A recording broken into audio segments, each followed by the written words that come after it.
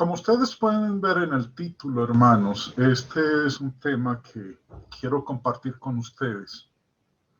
Y dentro de un instante van a entender la razón de ello. Conocemos nosotros el Sermón del Monte. Ese sermón que el Señor empezó en Mateo capítulo 5 al pueblo judío. Y este sermón es la enseñanza que el Señor presenta del Antiguo Testamento. El Sermón del Monte es lo que enseñaba la ley de Moisés al pueblo judío. El Sermón del Monte no es la enseñanza del Nuevo Testamento. Es probable que algunos de ustedes estén diciendo, pero ¿cómo puede ser posible eso? Si siempre, la mayoría de las veces se ha enseñado, se ha predicado que el Sermón del Monte forma parte del Nuevo Testamento. Bueno, mi deseo, hermanos, es que miremos juntos si es o no es. Es mi creencia, mi convicción, de que el Sermón del Monte que el Señor presentó al inicio de su ministerio es la enseñanza de la ley de Moisés, el Antiguo Testamento. Sí, hay varias cosas que el Señor menciona en este Sermón del Monte. Capítulo 5, capítulo 6, capítulo 7. Y vamos a ver cada uno de esos aspectos. También hay una porción importante que el Señor incluye en el Sermón del Monte. Y son las palabras de Mateo capítulo 5, versículo 32, donde dijo: yo os digo que el que repudia a su mujer, a no ser por causa de fornicación, hace que ella adultere. Y el que se casa con la repudiada, comete adulterio. Yo no voy a hablar del tema del matrimonio, hermanos.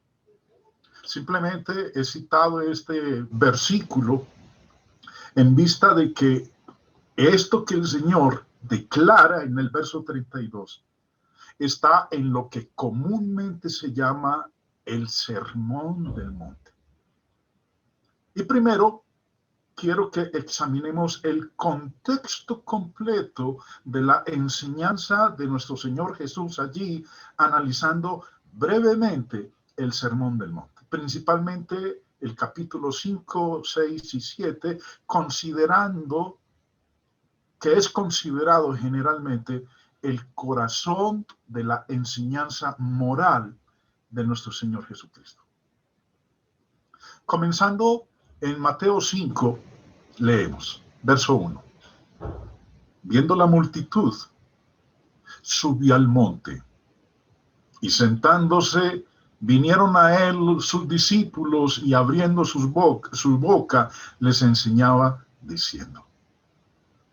Así, Jesús enseña a los israelitas, a los judíos que necesitaban desesperadamente volver a Dios y servirle en espíritu y en verdad. Comprender lo que enseñó en este sermón nos ayudará a nosotros a ubicar lo que él dijo en el verso 32 en su contexto adecuado. Ahora, hay varios puntos de vista que se tienen acerca del Sermón del Monte. Y uno de ellos es el de que hay un contraste entre el Antiguo Testamento y el Nuevo Testamento. Sobre todo con las palabras que el Señor menciona más adelante. Oísteis que fue dicho, pero yo os digo. Esa frase de nuestro Señor, esa expresión de nuestro Señor, ha llevado a distintas personas, a hermanos en Cristo, a presentar este punto de vista, que es el más común, que hay un contraste entre la ley de Moisés y el Nuevo Testamento. Bueno, yo también formé parte de esa línea que observaba el Sermón del Monte de esa manera. Pero no pienso ya, mi concepción, mi entendimiento no es esa ya más. Es fácil ver cómo uno podría tomar los contrastes que Jesús construyó, como dije hace un momento: oísteis que fue dicho, pero yo os digo. Quiero hacer dos citas de dos hermanos en particular. Uno de ellos ya difunto, el hermano Foy Wallace, en su libro El Sermón del Monte y el Estado Civil, dijo en la página 11: por tanto, todo el Sermón del Monte fue prospectivo y contemplativo del nuevo pacto, la nueva dispensación y el nuevo reino. Desde Pentecostés hasta el fin de los tiempos. Y ahora procedemos al examen de sus principios. Continúa él diciendo: cada bienaventuranza enuncia un principio evangélico, un anticipo del reino, y es imposible ignorar el Pentecostés como el tiempo predicho en estos preceptos, cuya perspectiva inmediata acentuó la enseñanza. Como ustedes acaban de observar en esta lectura que acabo de presentarles, mis hermanos, el difunto hermano Foy Wallace enseñaba eso, de ese contraste entre el Antiguo y el Nuevo Testamento, y que cada una de las bienaventuranzas enuncia un principio evangélico, un principio del Nuevo Testamento, y que es imposible ignorar el Pentecostés como el tiempo predicho en cada una de estas bienaventuranzas. Bueno, vamos a mirar dentro de un instante, o quiero compartirles a ustedes dentro de un instante, que esta apreciación no es lo que nosotros vemos en la enseñanza del Señor Jesús en Mateo 5, 6 y 7, lo que nosotros conocemos como el Sermón del Monte. Otro hermano, James Toll, en su libro Las Bienaventuranzas, bastante interesante, he aprendido una cantidad de cosas con los escritos de este hermano, ya fallecido también, pero tenía también esta misma concepción de que el Sermón del Monte es un contraste entre el Antiguo Testamento y el Nuevo Testamento. Decía él en su libro sobre las bienaventuranzas: así, las bienaventuranzas han sido designadas de diversas maneras como la carta de la vida cristiana, la carta magna del cristianismo, el documento central de la fe cristiana, la ley viva del nuevo reino y el código para el discipulado cristiano. Este servidor, hermanos, que les está hablando, piensa y está convencido que esta posición no es la correcta. Es mi entendimiento que Jesús estaba interpretando correctamente el pacto mosaico a los judíos. El contraste no era entre la ley mosaica y el nuevo pacto de Cristo, sino que el contraste era entre la ley de Moisés y lo que los judíos habían hecho con la ley de Moisés. Y el Señor hace esto para mostrarles que todo israelita debería ser lo que Dios había enseñado a través de Moisés. Por eso, vamos a ver que todo el Sermón del Monte fue la ley de Moisés. Y eso incluye su enseñanza en las bienaventuranzas, su enseñanza sobre la sal y la luz, su enseñanza sobre la actitud y la acción, y también abarcó su enseñanza sobre la lascivia, el amor a los enemigos, la regla de oro, el matrimonio, el divorcio, el nuevo matrimonio, los juramentos, todo eso abarcó el Sermón del Monte, y que es básicamente la enseñanza de la ley de Moisés. Alguien puede preguntarse, ¿por qué este estudio es importante?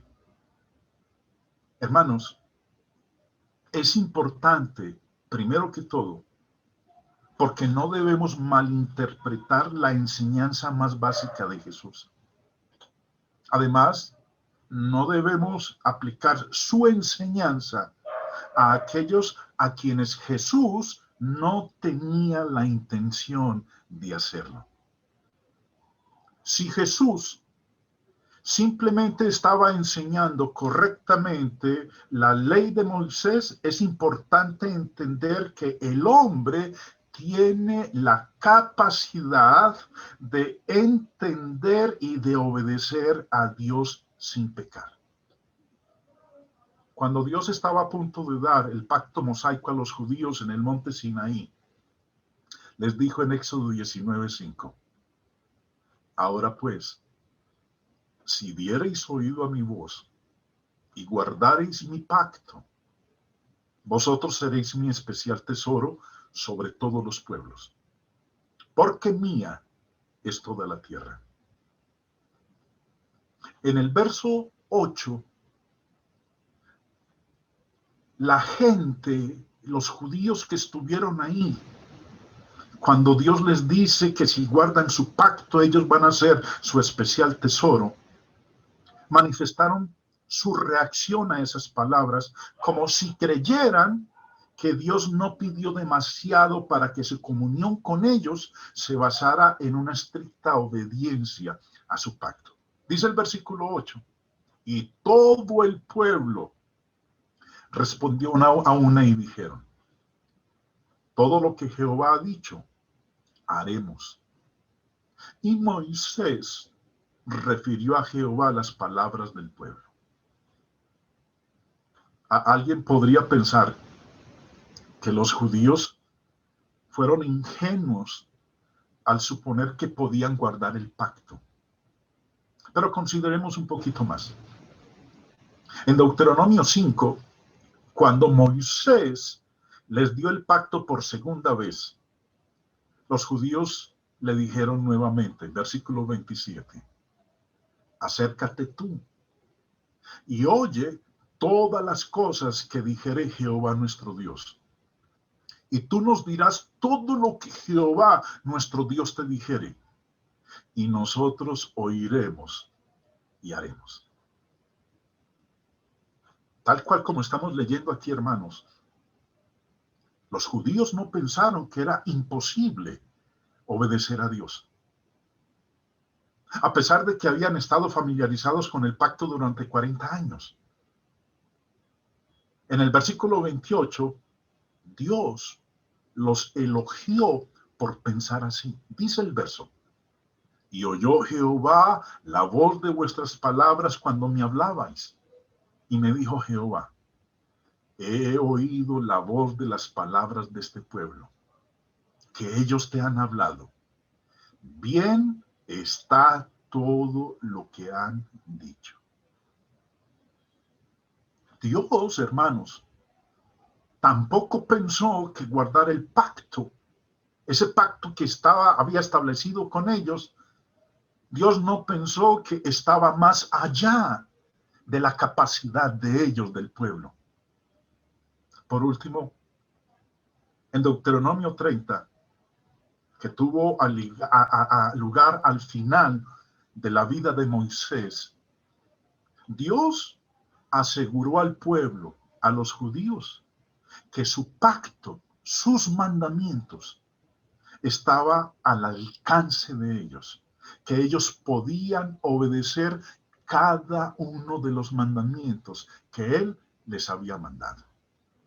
Dice el pasaje, porque este mandamiento que yo te ordeno hoy no es demasiado difícil para ti, ni está lejos. No está en el cielo para que digas, ¿quién subirá por nosotros al cielo y nos lo traerá y nos lo hará oír para que lo cumplamos? Ni está al otro lado del mar para que digas, ¿quién pasará por nosotros el mar para que nos lo traiga y nos lo haga oír a fin de que lo cumplamos? porque muy cerca de ti está la palabra, en tu boca y en tu corazón, para que la cumplas.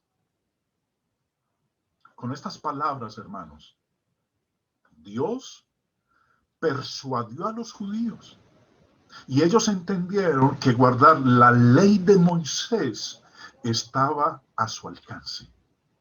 Dios nunca les dio una ley que estuviera más allá de su capacidad de obedecer. El problema no era que la ley fuera demasiado difícil para ellos.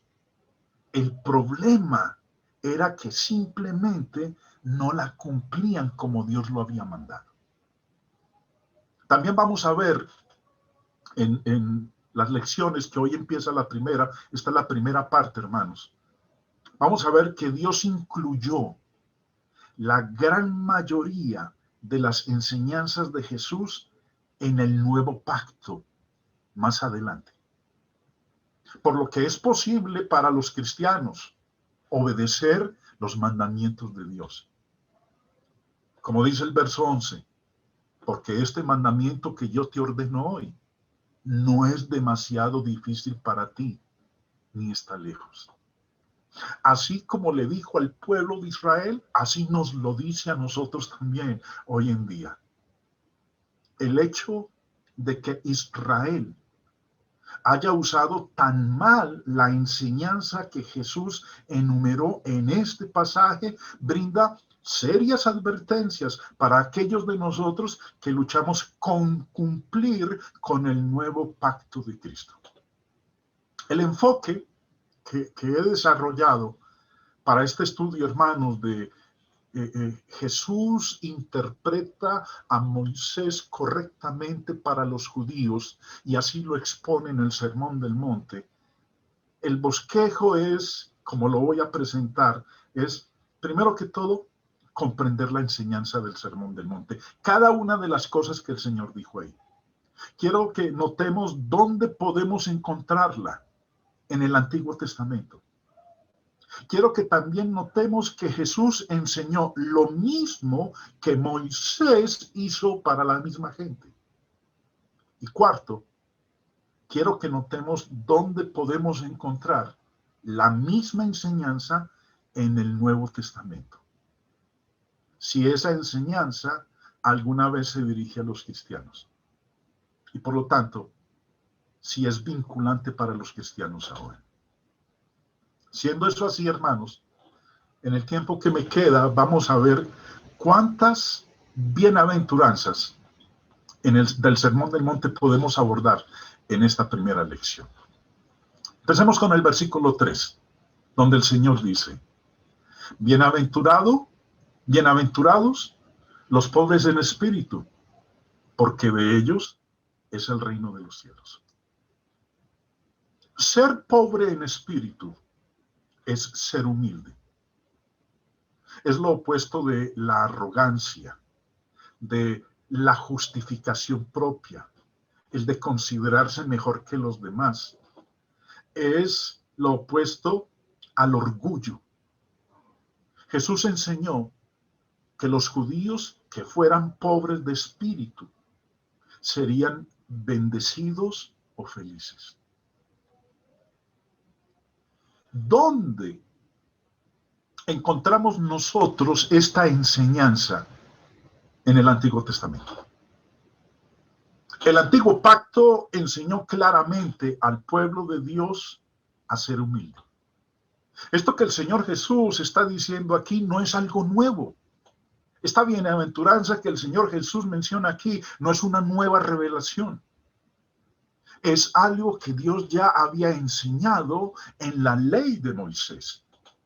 En Isaías 66, versículo 2 dice, mi mano hizo todas estas cosas. Y así todas estas cosas fueron, dice Jehová. Pero miraré, y preste atención a lo que dice, a aquel que es pobre y humilde de espíritu y que tiembla mi palabra. Jesús no está dando una nueva enseñanza. Jesús les está diciendo a los judíos lo que Moisés había dicho miles de años antes. pero que ellos habían dejado de cumplir como Dios lo pedía. Jesús no está introduciendo una nueva revelación. Jesús les está interpretando a Moisés correctamente a los judíos porque ellos se habían desviado. También en Isaías capítulo 57 dice el verso 15: porque así dijo el alto y sublime, el que habita la eternidad y cuyo nombre es el Santo. Yo habito en la altura y la santidad, y habito con el quebrantado y humilde de espíritu. Recuerden que explicaba yo hace un momentico que ser pobre en espíritu quiere decir ser humilde, no ser arrogante, no creerse mejor que los demás. Y aquí el Señor Jesús, en este versículo 3, está citando lo que decía Moisés. Bienaventurados los pobres en espíritu, porque eso lo enseñó Dios a través de Moisés. Jesús no está dando una nueva enseñanza. No está dando lo que es la carta magna del cristianismo, de lo que iba a empezar en el día de Pentecostés, como leíamos ahora en la cita que yo hacía de estos dos hermanos. Jesús no está contrastando el Antiguo Testamento y el Nuevo Testamento. Jesús lo que está haciendo es interpretando a Moisés correctamente para los judíos. En Proverbios 29, dice en el versículo 23, Salomón escribió: la soberbia del hombre le abate, pero al humilde de espíritu, al pobre de espíritu, sustenta la honra. Esa era la enseñanza del antiguo pacto. Y Jesús, cuando dice en el versículo 3, los pobres en espíritu, Jesús le está enseñando a los judíos lo mismo que enseñaba el antiguo pacto. En esta bienaventuranza, Jesús enseñó a los judíos que no eran pobres de espíritu exactamente como Moisés lo había enseñado. Nosotros podemos ver la arrogancia de los judíos, de aquellos a quienes el Señor les predicó, les habló el mensaje de Dios, les predicó la ley de Moisés. En Juan 7:48 dice: ¿acaso han creído en él alguno de los gobernantes o de los fariseos? ¿Ustedes recuerdan en Lucas capítulo 18 cuando el Señor dijo de dos hombres que fueron al templo a orar? Y les dijo de esta manera, versículo 9, Lucas capítulo 18, a unos que confiaban en sí mismos como justos y menospreciaban a los otros, dijo también esta parábola. Aquellos que no eran pobres en espíritu como lo enseñaba Moisés, como lo enseñó la ley de Moisés, a unos que confiaban en sí mismos como justos y menospreciaban a los otros, dijo también esta parábola. Dos hombres subieron al templo a orar. Uno era fariseo y el otro publicano. El fariseo, puesto en pie, oraba consigo mismo de esta manera: Dios, te doy gracias porque no soy como los otros hombres, ladrones, injustos, adúlteros, ni aun como este publicano. A este sí que le faltaba ser pobre en espíritu. Ayuno 2 veces a la semana. Doy diezmo de todo lo que gano. Se justificaba a sí mismo y menospreciaba a los demás. Mas el publicano, estando lejos, no quería ni aún alzar los ojos al cielo, sino que se golpeaba el pecho diciendo: Dios, sé propicio a mí, pecador. Os digo que éste descendió a su casa justificado antes que el otro, porque cualquiera que se enaltece será humillado, y el que se humilla será enaltecido. En Mateo 18, incluso los discípulos judíos de Jesús necesitaban ser humildes. De ahí la lección donde el Señor dice que es necesario ser como niños si aspiraban a entrar al reino de los cielos. Dice, en aquel tiempo los discípulos vinieron a Jesús diciendo, ¿quién es mayor en el reino de los cielos? Y llamando Jesús a un niño, lo puso en medio de ellos y dijo, de cierto os digo, que si no os volvéis y os hacéis como niños, no entraréis en el reino de los cielos. Así que cualquiera que se humille como este niño, ese es el mayor en el reino de los cielos. Jesús les está interpretando a los judíos correctamente lo que decía la ley de Moisés sobre ser pobre en espíritu. Jesús no está dando una nueva revelación, hermanos. Jesús no está contrastando el Nuevo Testamento con el Antiguo Testamento. Jesús lo que está haciendo es interpretándoles a los judíos correctamente lo que decía la ley de Moisés. En Juan capítulo 13, ustedes recordarán que el Señor Jesús le lavó los pies a los discípulos para enseñarles la humildad mientras discutían sobre quién era el más grande. Jesús le dijo a Pedro que si no aprendía la lección que se estaba esforzando por enseñar, no tendría parte con él. Pedro tampoco habría tenido parte con Moisés. Cuando terminó, recuerden ustedes, él les preguntó, ¿sabéis lo que os he hecho? Sabían que les había lavado los pies. Lo que todavía necesitaban aprender era que el mayor es el que sirve, no el que se queda discutiendo quién es el mayor. Si no aprendían eso, no tendrían parte con Cristo. Ahora, Jesús les ha explicado, les ha interpretado correctamente lo que decía la ley de Moisés. En el Nuevo Testamento hallamos esa misma enseñanza, el de ser pobre en espíritu.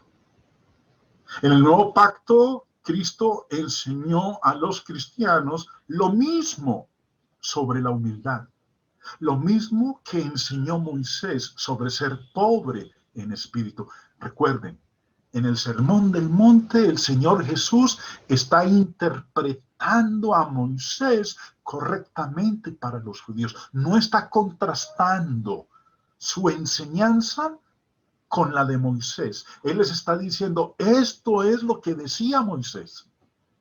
Esta es la interpretación correcta de lo que decía Moisés, que ustedes la han alterado. Ahora, en la revelación de Cristo ya en el Nuevo Pacto, Él enseñó a los cristianos lo mismo sobre la humildad.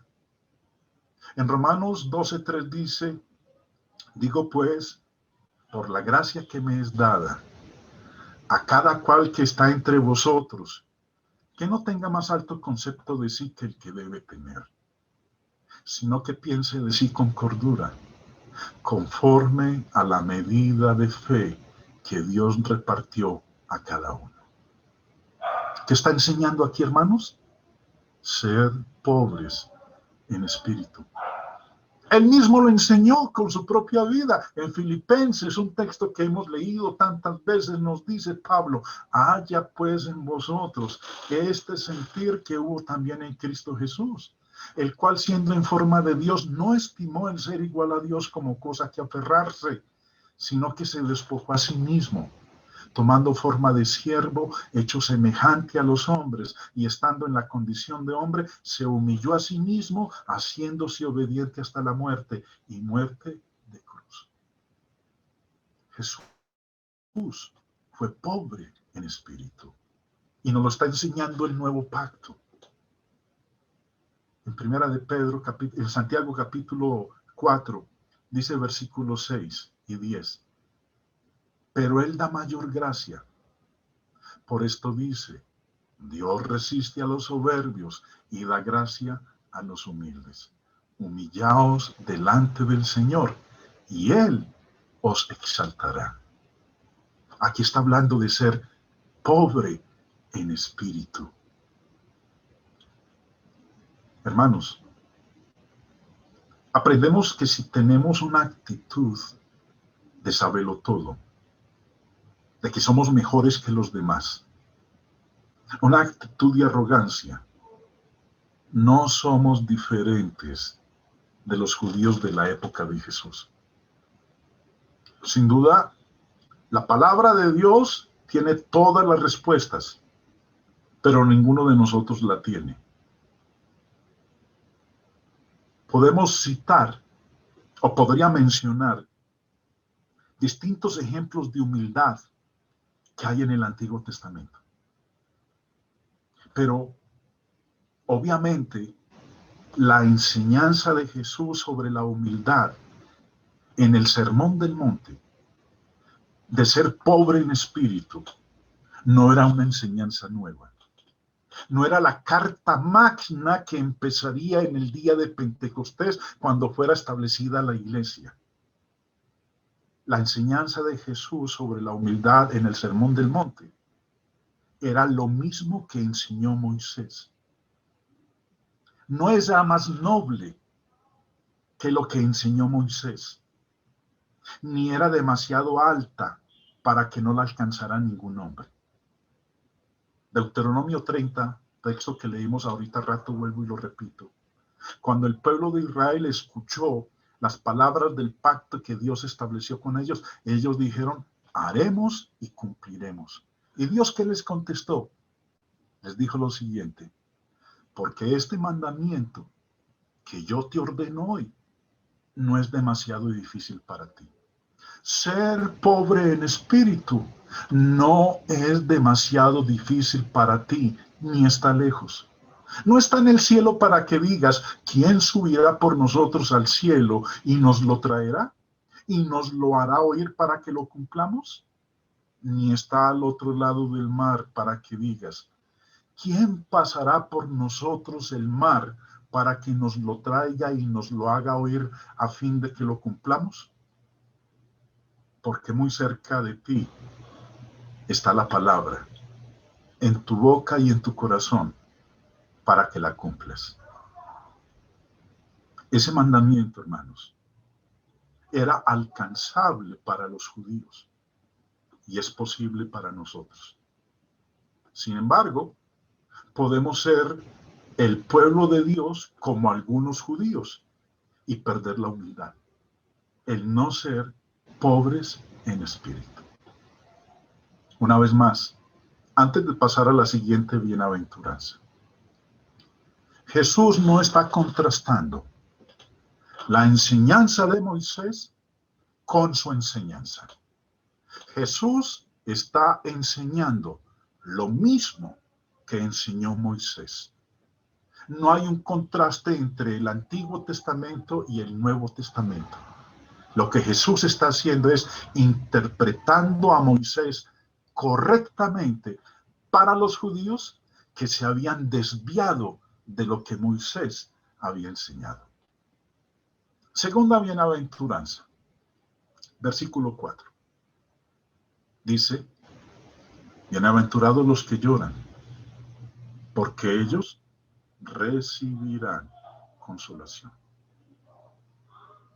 Cuando habla aquí de llorar, hermanos, no está hablando de llorar en un funeral, sino que está hablando de lamentarse por la condición pecaminosa de cada uno.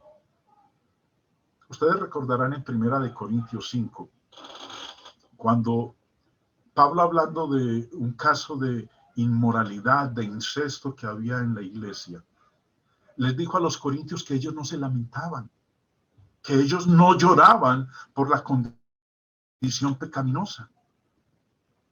Había un miembro impenitente entre ellos que andaba en fornicación. Y les dice en el verso 2, y vosotros estáis envanecidos. ¿No debierais más bien haberos lamentado para que fuese quitado de en medio de vosotros el que cometió tal acción. Pablo les dice, en lugar de enorgullecerse, deberían haber lamentado su condición miserable. Hay al menos, hermanos, 3 actitudes que el hombre puede tener hacia el pecado. Una, indiferencia. Jeremías 6:15, hablando de la nación de Israel, dice, ¿se han avergonzado de haber hecho abominación? Ciertamente no se han avergonzado, ni aún saben tener vergüenza. Por tanto, caerán entre los que caigan, cuando los castigue caerán, dice Jehová. No lloraban, no se lamentaban por su condición. Una actitud que el hombre puede tener hacia el pecado, indiferencia. Una segunda actitud, terquedad. No vamos a leer toda la porción aquí de 1 de Samuel 15, pero nos habla del evento cuando Dios le dio la instrucción al rey Saúl por medio del profeta Samuel de que fuera y cumpliera su orden de destruir a Amalek, todo lo que tenía, hombres, mujeres, niños, camellos, etcétera, que no dejara nada vivo. Pero fue terco, fue caprichoso y no obedeció a Dios por ser terco.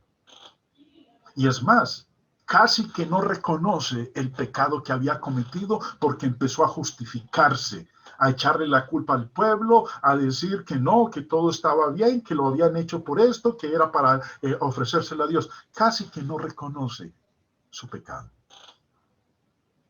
Y otra tercera actitud, hermanos, que el hombre puede tener hacia el pecado, y es el duelo por el pecado. Llorar por el pecado. La enseñanza del Antiguo Testamento. ¿Dónde encontramos esto que Jesús dice en el verso 4 de bienaventurados los que lloran? Jesús no está citando una nueva enseñanza.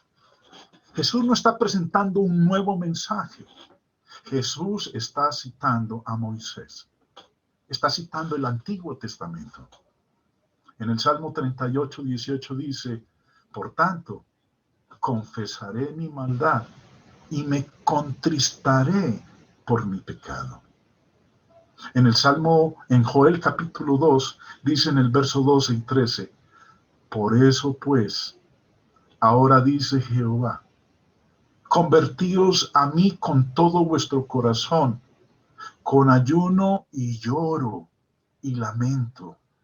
Rasgad vuestro corazón y no vuestros vestidos, y convertíos a Jehová vuestro Dios, porque misericordioso es y clemente, tardo para la ira y grande en misericordia, y que se duele del castigo. Esto es de lo que Jesús les está hablando en la bienaventuranza, en la segunda bienaventuranza. Jesús no está presentando un mensaje nuevo para ellos. Jesús les está interpretando correctamente lo que enseñaba el antiguo pacto, lo que decía Moisés. Jesús enseñó a los judíos lo mismo que enseñaba el antiguo pacto.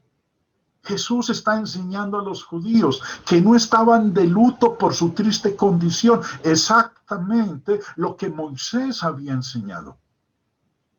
Recordemos al publicano en Lucas 18. ¿Qué decía el texto con respecto al publicano?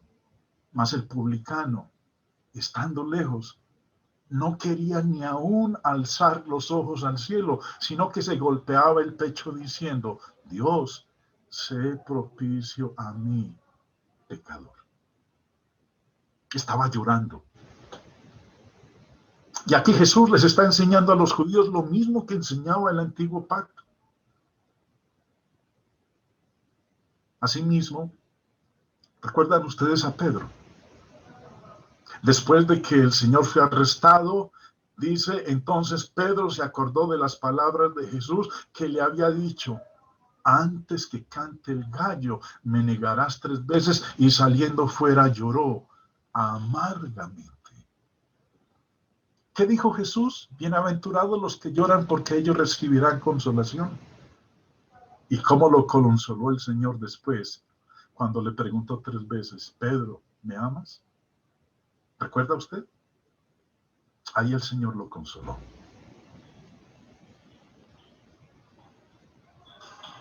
Jesús no está enseñando algo nuevo.